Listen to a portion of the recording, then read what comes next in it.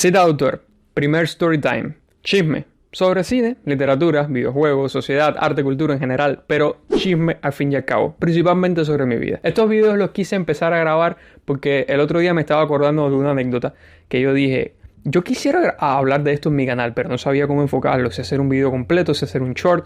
Entonces dije, ¿por qué no hago un story time? Que es un tipo de video que se consume bastante, que la gente hace. Esta historia pasó en el 2017, yo estaba en el preuniversitario, la vocacional, y me acuerdo que mi aula, los chicos de mi grupo, a nosotros nos gustaba la fiesta, pero en Cuba, al menos en Camagüey en aquella época, no había muchas discos o bares, discotecas a las que ir para eso, ¿no? Para ir de fiesta en la noche.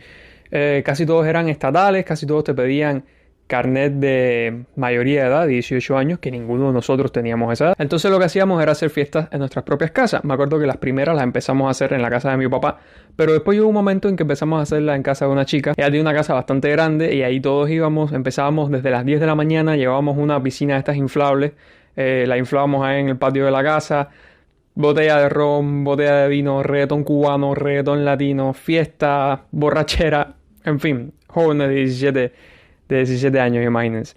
Muchas gracias a Dayanir, si estás viendo este video, por darnos tu casa y permitirnos invadirla de esa forma. Y muchas gracias a tu papá también, que de verdad se convirtió en un aliado insuperable. La cuestión, empezamos desde las 10 de la mañana en la fiesta. Y lo que tenía esta casa era que estaba bastante alejada del centro de la ciudad de Camagüey, que es donde casi todos vivían. Y pues lo que la mayoría decidió, la primera fiesta que hicimos fue que nos íbamos a quedar a dormir. El cuarto de Dayaniri, nos quedábamos todos los chicos del aula con ella, con el cuarto. Éramos unas 15 personas, 18 personas más o menos. Me acuerdo que íbamos a dormir la mayoría de los chicos en el suelo, la mayoría de las chicas en la cama, aunque al final todo el mundo se durmió con quien más le convenía. Y pues ya habíamos pasado todos casi la borrachera, había algunos con resaca, ya todo el mundo se había bañado, etc. Era como las 11 de la noche. Y en aquel momento, no sé por qué, fue como una decisión unánime o una idea colectiva. A todo el mundo le dio por querer ver una película. Y eso es un poco más complicado de lo que pueden pensar porque en Cuba no hay Netflix, no hay HBO Max, no hay nada de eso. Digo, ya HBO ahora se llama solamente Max. No hay ningún plataforma de streaming. Y en aquel momento era peor porque había aún menos accesibilidad a internet. Casi no había ninguna casa con wifi, apenas habían datos móviles. Entonces ver una película, decir de repente, ay, quiero ver una película, eso era un poco más complicado de lo que puede parecer a simple vista. Pero por alguna razón, yo, cayendo en el típico cliché en el que siempre se me ha marcado, que yo intento huir de ese cliché, pero siempre caigo en él. No sé por qué yo tenía en el pantalón que fui con el que fui ese día a la fiesta, yo tenía una memoria USB, una memoria chiquitita USB plateada, nunca se me olvida, de 8 GB en la que yo a veces grababa películas. Y yo ese día, no fue que yo llevé la memoria a la fiesta, sino que se me había quedado en el pantalón. Ese día fui con una memoria que tenía 5 películas a aquella fiesta. Sí, Hansel, cinéfilo enfermo de los nervios, perdónenme. Me acuerdo que tenía 5 películas que yo no había visto, que había grabado, creo que para ver en casa de mi papá o algo así. Habían como 3 muy buenas. Y también había una de terror. Obviamente todo el mundo lo que quiso ver fue la de terror. Nadie estaba en el mood de ver una película nominada a Oscar ni un dramón de esos históricos. La película en cuestión es Insidious, que es una película de terror del 2010 dirigida por James Wan, que ya había dirigido la saga de Saw, de películas de terror, al menos las primeras creo que las había dirigido. Insidious es una película que en su momento hizo muchísimo boom. Fue una película que recibió buenas críticas, que hizo bastante taquilla, que se viralizó en un mundo en el que todavía viralizarse en internet no era, como decir, un concepto. Y creo que a día de hoy se ve como una película que tiene muchos clichés, va a los mismos espacios a los que van todas las películas de terror contemporáneo, pero es por una razón, y es que Insidious es una de las películas que básicamente construyó los pilares del terror contemporáneo. Los sustos así, screamers que te saltan en la pantalla, el juego con la música, la cámara, el miedo sin llegar a ser gore. Es una película de fantasmas, pero es muy difícil explicarlo, pero viéndola ves todos los elementos que han compuesto el cine de fantasmas que salió a posteriori. De hecho, James Wan, después de dirigir Insidious, dirige El Conjuro, que también es esa otra película que es como que levanta los cimientos del cine de terror contemporáneo. Y yo digo que es James Wan intentando de alguna forma hacer un poco más family friendly el terror, aunque The Conjuring es una película que no es para niños, que da bastante miedo. Pero creo que de alguna manera James Wan hace como que hollywoodiza todo lo que hizo en Insidious y lo hace de una forma más comercial en El Conjuro. Aunque a mí también El Conjuro 1 me gusta mucho. En fin, la película era Insidious.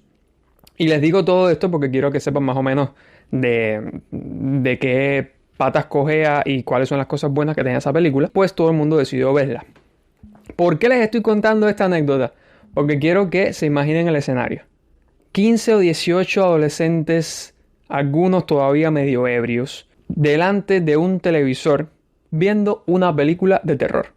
Yo, antes de ponerla, sabía que lo que de ahí iba a salir era que todo el mundo se iba a empezar a reír y lo íbamos a tomar como un circo. ¿Por qué? Porque las películas de terror normalmente, cuando la ves con más de una persona, no dan miedo. ¿Qué pasa cuando tú te sientas a ver una película de terror con tu pareja, con un amigo? Lo que hacen es reírse de los efectos especiales, se ríen de las malas decisiones que toman los protagonistas, vamos a separarnos, o hay alguien ahí, ese tipo de cosas que son tan cliché. Yo pensé que eso iba a pasar, que todo el mundo se iba a morir de la risa, que todo el mundo se iba a aburrir, que todo el mundo se iba a disociar de la película.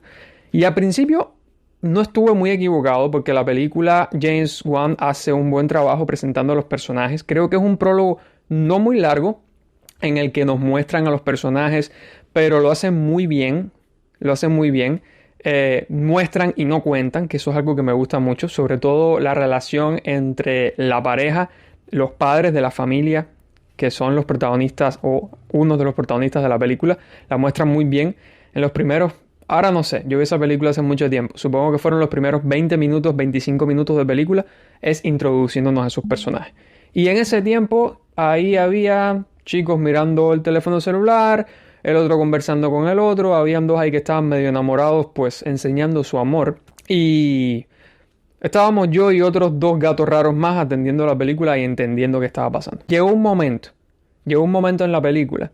Me acuerdo que es cuando empiezan a aparecer los primeros elementos sobrenaturales, que yo no sé por qué. De repente empecé a notar que todas las miradas del cuarto empezaban a posarse sobre la pantalla del televisor.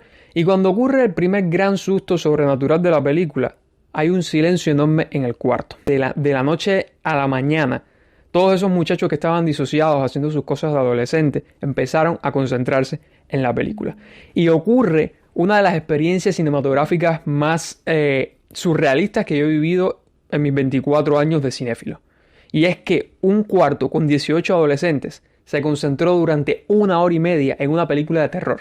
Y no solo se concentró, sino que ha sido una de las experiencias más aterradoras que yo nunca he tenido viendo una película de terror. Ahí todo el mundo gritó, ahí todo el mundo suspiró, ahí las personas cerraban los ojos, se tapaban los ojos. Fue algo muy raro y yo no creo que vuelva a vivir algo así.